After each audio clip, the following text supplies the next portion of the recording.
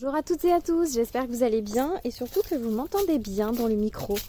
Alors, petite balade avant d'aller faire un concert. J'ai un concert ce soir et donc j'aime bien me détendre un petit peu avant d'y aller. On n'a pas joué depuis le mois de juillet, donc ça fait vraiment plaisir de se refaire ça. Ah, il y a les scouts qui passent. Bonjour. On va les laisser passer les petits.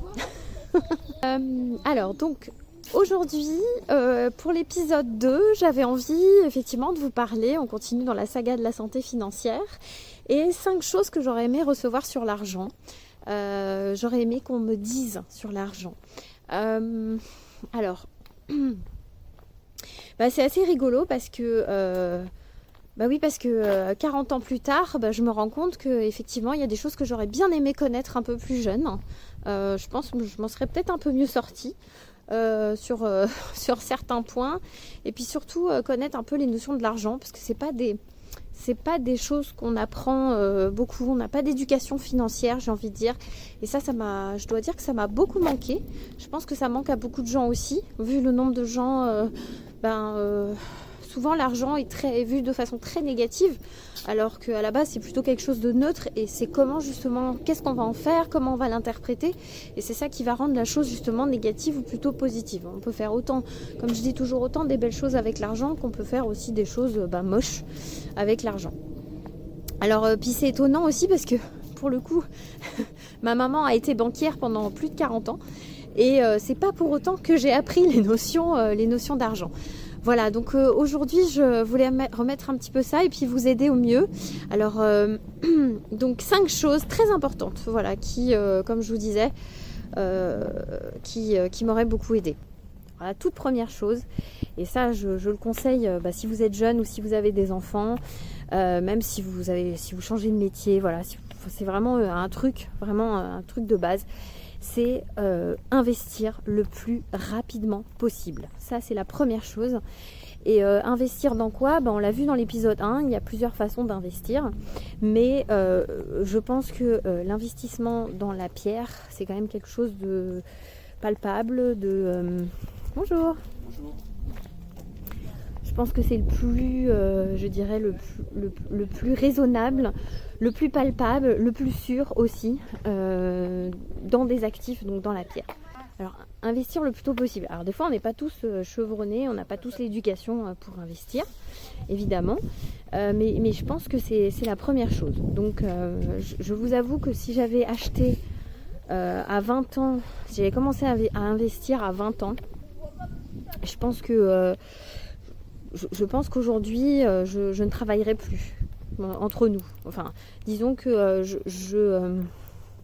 aujourd'hui, je vivrai de mes rentes et je crois que je ferai que de la musique et je passerai mon temps à aider les copains. Et je pense même que j'aurais peut-être fait un... Alors, la santé m'a toujours intéressée, donc j'aurais continué à me former sur la santé, mais je pense que... j'aurais fait un truc sur justement pour aider un maximum de gens en fait. Comment aider les gens à être libres. Voilà. Je leur aurais expliqué ce que j'ai fait en fait, mon parcours. Je pense que j'aurais fait ça. Enfin voilà, ça donne vraiment une liberté pour le coup. Voilà, donc c'est investir le plus tôt possible, c'est-à-dire aussi épargner, faire un effort d'épargne le plus tôt possible. Moi j'étais un petit peu à l'époque un peu rebelle, un peu en conflit avec tout ça, les banquiers, l'argent, tout ça, je savais pas trop. Alors qu'en fait, comme vous l'avez vu dans l'épisode 1, il faut faire un effort d'épargne, c'est ça le plus important. Les gens confondent l'épanouissement financier avec la richesse en fait. Le but c'est pas d'être riche, on s'en fout. Je veux dire, la richesse de l'un, c'est pas la richesse de l'autre. Peut-être qu'avec, je sais pas moi, 5 000 euros par mois, vous êtes riche. Et il y en a d'autres, il faut qu'ils aient, je sais pas, 10 000 ou 60 000 euros par mois pour se considérer riche. C'est pas ça le plus important. Le plus important, c'est de faire un effort d'épargne et avoir suffisamment de biens, de fonds pour pouvoir, en cas de problème, pour pouvoir subvenir à ses besoins, si on perd son emploi, si on a envie de voyager, si on a une passion qui coûte cher, c'est être capable justement d'avoir suffisamment d'argent pour nous aider à faire ça, pour se former, pour plein de choses, pour utiliser l'argent pour quelque chose dont on a vraiment envie, qui nous tient à cœur et qu'on ne soit pas obligé justement de travailler à la sueur de son front, travailler dur pour pouvoir obtenir ce qu'on veut. Ça, je tiens à le redire, c'est encore quelque chose que je dis souvent. Ça ne se mérite pas. C'est-à-dire que l'argent ne se mérite pas. C'est pas parce que vous travaillez dur que vous méritez d'avoir de l'argent. C'est pas au mérite. Je veux dire, on n'a pas à mériter quoi que ce soit. On est des locataires ici sur Terre et on a tout à fait le droit de ne pas mériter. Voilà. Donc on a le droit d'avoir aussi, de vivre nos rêves, d'être dans l'abondance, de trouver des méthodes, des stratégies, des trucs et astuces. On n'est pas obligé de galérer pendant des années pour y arriver. Ah bah non, je parle dans le vide depuis tout à l'heure. Non mais ça va pas du tout. Si je répète, 1. Investis le plus vite possible. 2. Fais un effort d'épargne. Encore une fois, c'est l'épanouissement financier qui est important. Épanouissement financier, ça ne veut pas dire richesse financière. Tu n'es pas obligé d'avoir des millions pour vivre. C'est juste faire un effort d'épargne parce que c'est l'épargne qui va te permettre justement de t'épanouir financièrement et de t'enrichir. 3. Diversifie tes actifs, c'est-à-dire ne mets pas tous tes œufs dans le même panier. C'est un peu bête ce que je vais vous dire, on le répète souvent, mais ça veut dire quoi? Ça veut dire qu'au lieu, ne mets pas tout par exemple dans la bourse, surtout si tu n'y connais rien, ne mets pas tout sur ton livret A, surtout à 0,5%, ça ne sert à rien, on l'a vu dans l'épisode 1, peut-être faire une diversification, c'est-à-dire mettre un petit peu, pourquoi pas, dans un bien immobilier locatif, mets-en un petit peu, pourquoi pas, sur la bourse, forme-toi, mets-en un petit peu sur ton robot trading, on en a parlé du robot trading, je vous remets la vidéo au cas où. Tu peux partager, tu peux également investir, pourquoi pas, dans une entreprise, tu peux investir dans ta propre entreprise, dans ta propre entreprise. Voilà, ne mets pas tes yeux dans les mêmes paniers, diversifie tes actifs. Et même par exemple, si tu devais faire dans la bourse, mais par exemple, diversifie tes actifs, ça veut dire, mais par exemple aussi, achète-toi de l'or, peut-être, pourquoi pas, achète-toi des petites pièces d'or en physique, et puis à côté, tu peux avoir un petit peu d'actions, un petit peu d'obligations, tu peux très bien avoir un peu d'assurance vie, voilà, des fois les gens vont se dire ouais mais il faut être riche pour pouvoir mettre ça, il faut gagner beaucoup d'argent, mais pas forcément. Déjà si vous faites un effort d'épargne à hauteur de 10% par mois de votre salaire, de ce que vous gagnez, de vos revenus, mais c'est super. Et puis quand vous allez aller demander peut-être probablement un prêt à votre banquier, il verra que vous faites un effort d'épargne. Et ça c'est super important parce que l'épargne c'est ce que les banquiers adorent. Et il faut que vous ayez de l'épargne parce que grâce à ça ils vont se dire ah ça c'est une bonne personne, c'est une personne qui nous rassure, donc on va lui prêter de l'argent. Voilà, ça c'était la troisième chose. 4. Ne fais pas de crédit conso. Si tu as des choses à acheter, essaye de les acheter au maximum en cash, sauf si c'est un crédit conso particulier qui va te servir ou tu auras un retour sur investissement. Voilà, parce que tu sais que c'est pour ton business et que ça tourne. Donc je recommence ce que j'étais en train de dire parce que la vidéo a coupé. Les crédits à la consommation ont tendance vraiment à nous endetter. En plus, ils coûtent cher. Alors je sais que c'est pas évident, mais plutôt que de s'acheter une voiture neuve, ou s'acheter, je sais pas, un truc, un voyage à crédit ou je sais pas quoi, essayez plutôt dans ces cas-là de mettre de l'argent de côté et pour le coup de payer cash dans ces cas-là. Bonjour. Bonjour. Il y a du monde aujourd'hui en balade, c'est cool. Donc il y a beaucoup de gens. Les gens sont timides.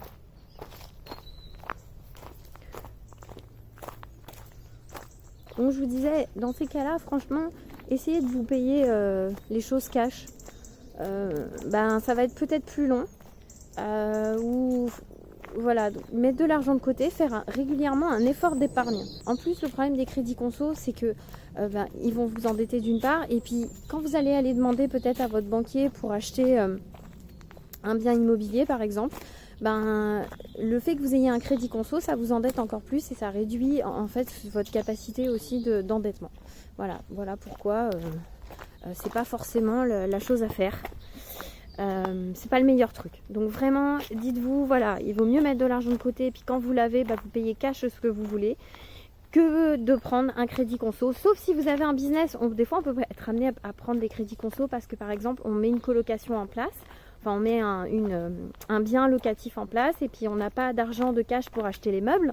Et dans ces cas-là, et ben, du coup on va faire un crédit conso pour acheter les meubles. Et on va se rembourser tous les mois avec l'argent de la location qu'on aura gagné. Bon, les histoires de colocation, j'en ai déjà parlé. Moi, c'est là-dedans que j'investis aussi. Je vous en parlerai juste après ou juste en dessous de la vidéo. Je le mets. Je vous réexpliquerai en détail. Vous avez des vidéos que j'avais mis exprès là-dessus, justement sur l'immobilier. Pour moi, l'immobilier reste un des meilleurs investissements. Je vous expliquerai après. Voilà, donc peut-être que si vous avez, voilà, dans ces cas-là, et vous savez que vous allez vous rembourser avec l'argent que vous allez gagner de vos locations, vous allez vous rembourser rapidement votre prêt. Vous avez un business particulier, vous savez que vous allez rembourser l'argent rapidement, et dans ces cas-là, éventuellement, on peut faire un crédit conso. Mais faites pas un crédit conso pour vous acheter des loisirs. Franchement, alors je sais qu'une voiture, c'est pas forcément un loisir, vous avez besoin d'une voiture pour vous déplacer, peut-être voilà, peut-être qu'il y a d'autres moyens de faire, peut-être qu'il n'y a pas besoin de prendre une voiture neuve, déjà prendre une seconde main, ça reviendra toujours moins cher, parce que les voitures, de toute façon, quand on les achète neuves, elles se dévalorisent tellement vite. Cinquièmement, et ça c'est le dernier, et pour moi c'est le plus important, aussi bizarre que cela puisse paraître, n'achète pas ta résidence principale. Je t'explique tout de suite dans la vidéo a coupé, je ne sais pas, une quinzaine de fois. Aujourd'hui, ça n'a pas voulu, donc il y aura un petit montage. Donc je t'explique tout de suite pourquoi il ne faut pas acheter sa résidence principale. C'est ce qu'on a tous tendance à faire.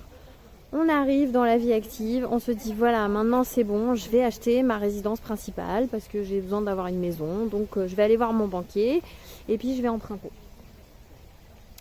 Alors, sauf qu'il y a un problème, c'est qu'à partir du moment où vous achetez votre résidence principale, c'est qu'après, il va être difficile derrière d'aller acheter, demander à votre banquier de l'argent pour un bien locatif. Or, on sait une chose qui est très importante, c'est qu'aujourd'hui, pour pouvoir s'épanouir financièrement, avoir une bonne santé financière, c'est pas d'acheter un actif passif, c'est-à-dire que votre résidence principale, vous allez faire un effort d'épargne chaque mois, mais c'est pas ça qui va vous faire rapporter de l'argent. C'est un actif qui vous rapporte rien du tout. Vous vivez dedans, certes, vous faites un effort d'épargne, certes, mais ça vous rapporte pas d'argent. Ce qui va vous rapporter de l'argent, ce sont ce qu'on appelle des actifs, c'est-à-dire des choses que vous allez mettre, que vous allez faire tourner, que vous allez mettre peut-être en location et qui vont vous rapporter de l'argent. Donc quand vous achetez votre résidence principale, ce n'est pas un actif, on va dire, c'est un actif que vous avez mais qui ne vous rapporte pas d'argent. Donc en fait on dit que c'est un actif passif. Ça c'est mon ami Florent Fouque qui en parle, qui est spécialisé justement dans l'immobilier, dans la colocation. Alors qu'un bien locatif, vous le faites tourner, vous avez des locataires et pour peu que vous ayez bien investi, vous ayez bien acheté et vous exploitez bien votre bien, c'est un bien qui non seulement va dans le temps vous appartenir, mais surtout il va vous rapporter de l'argent tous les mois parce que vous l'aurez bien acheté, parce que vous aurez compris la technique, la bonne technique pour pouvoir justement mettre ce bien en location. Je vous parle pas des biens comme font la plupart des gens, c'est-à-dire ils louent des appartements vides, ils payent beaucoup d'impôts, ils ont payé cher donc ils rajoutent au bout tous les mois parce que en fait ça leur coûte super cher, ou des lois de défiscalisation.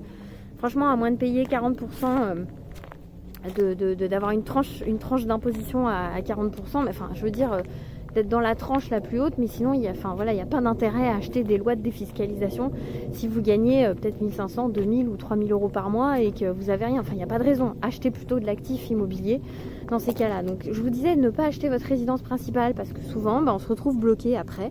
Donc il vaut mieux commencer par un bien locatif, être locataire, tout simplement être locataire. C'est pas grave, vous êtes locataire pendant un moment, vous achetez des biens immobiliers. Nous aujourd'hui, moi aujourd'hui je suis pas, je suis locataire, je ne suis pas propriétaire de ma résidence principale, je suis locataire. Et c'est très bien parce que ça veut dire que demain je peux partir, demain je peux décider d'acheter ma résidence principale si j'en ai envie. Mais je peux tenter en tout cas je peux continuer, enfin c'est comme ça que j'ai réussi du coup à investir dans des biens immobiliers qui aujourd'hui me rapportent de l'argent en plus de mon travail.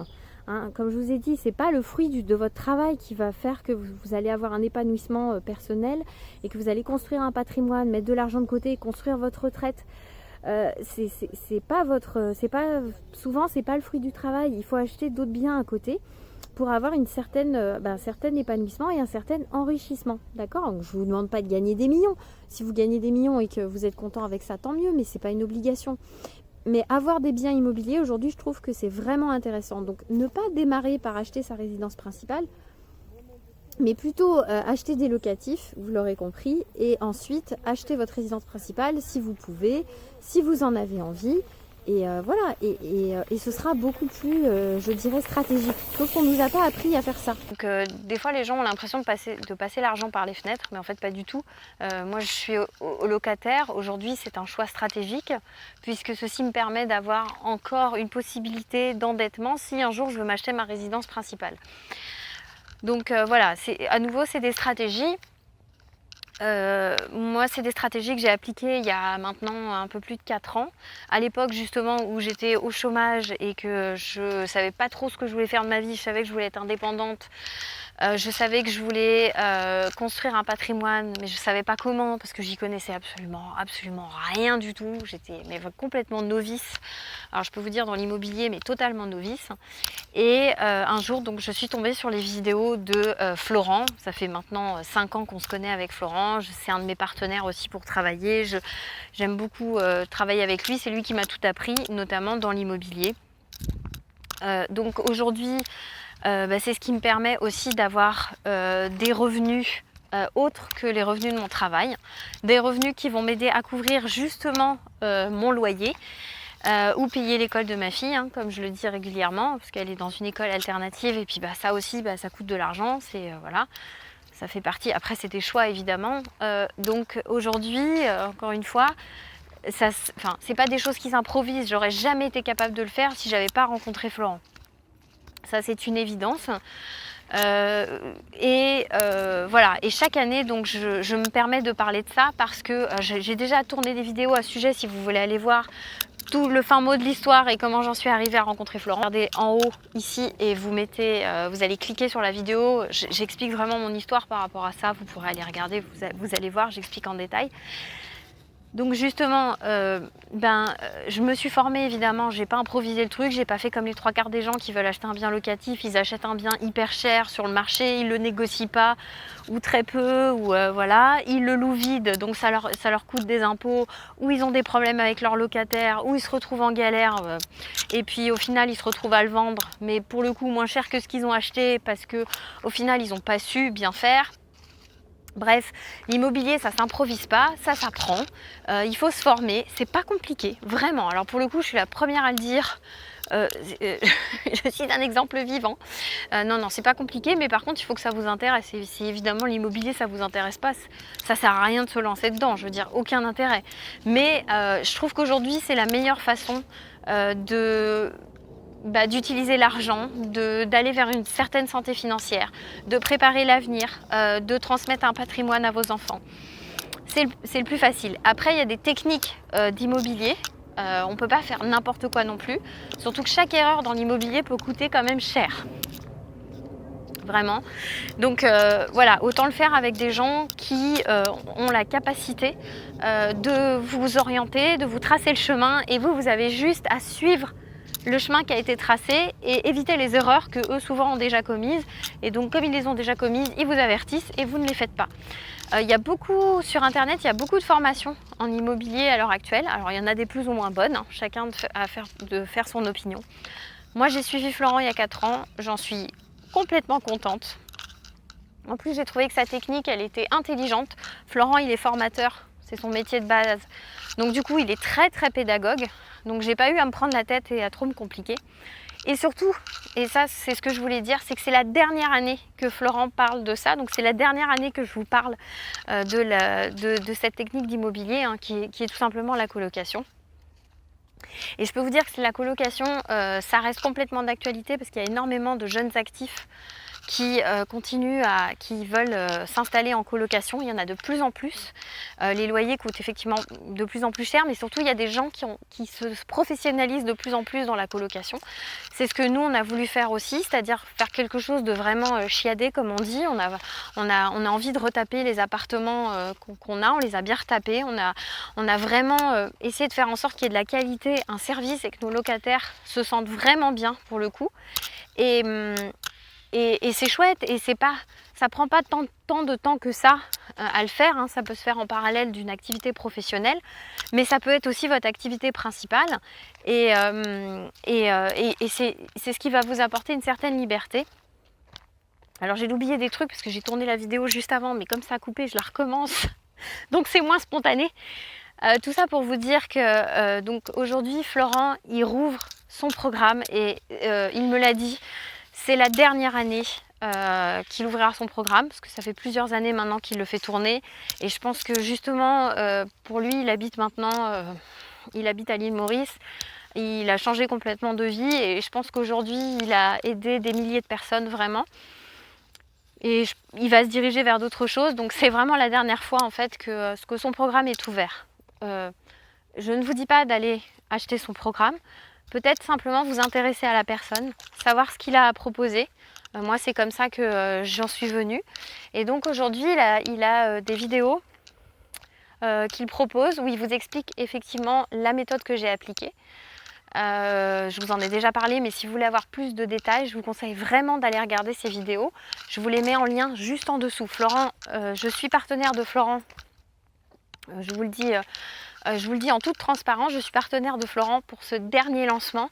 Je pense que c'est maintenant qu'il faut agir, parce que je ne sais pas dans l'avenir comment ça va se passer. Déjà les banques ont commencé à un petit peu changer leur mode de calcul, elles ont commencé, enfin voilà, il se passe aussi un peu pas mal de choses au niveau financier. Je ne sais pas comment tout ceci va évoluer. Je sais juste une chose, c'est que les gens ont toujours besoin de se loger. Le parc immobilier français est un peu vieillissant. Donc s'il y a des investisseurs comme vous et moi, et pas forcément des gros investisseurs, mais des gens comme vous et moi qui aiment la pierre, qui ont envie de faire des belles choses, qui ont envie de donner des prestations, des services corrects, parce qu'aujourd'hui il faut voir les locataires dans quoi ils sont logés. À l'époque où je visitais, j'étais toute seule, j'étais célibataire et je visitais des trucs, on m'a présenté des merdes, je sais pas pour vous, mais c'est une honte. C'est une honte de proposer ça à des locataires. Et moi, c'est pas ça que je veux. Moi, je veux que les gens se sentent bien dans les biens que j'ai. Donc, il est hors de question pour moi de donner des prestations chères, pourries, et voilà, où les gens se sentent pas bien. C'est pas possible. Donc, voilà. Si tout ceci vous intéresse, je vous propose vraiment d'aller regarder les vidéos de Florent. Vous cliquez sur le lien juste en dessous. Vous allez accéder à des vidéos justement où il vous explique totalement la méthode, ce que moi j'ai appliqué de A à Z, les possibilités, et voilà, vous verrez après, faites-vous votre opinion. Je pense que ça va vous inspirer. Moi en tout cas à l'époque, mon petit cœur il a fait boum boum boum quand j'ai vu ces vidéos. J'ai tout de suite accroché avec Florent. Voilà, aujourd'hui Florent, comme je vous disais, c'est devenu un partenaire professionnel. C'est quelqu'un avec qui j'adore travailler. Si vous avez aimé cette vidéo, likez, mettez-moi un petit commentaire, partagez, allez regarder les vidéos de Florent. Je vous dis à très très vite, et moi je me dépêche parce que sinon je vais être en retard pour mon concert. Ciao, à bientôt. Toi bébé, ça t'a plu qu'on ait parlé d'argent aujourd'hui?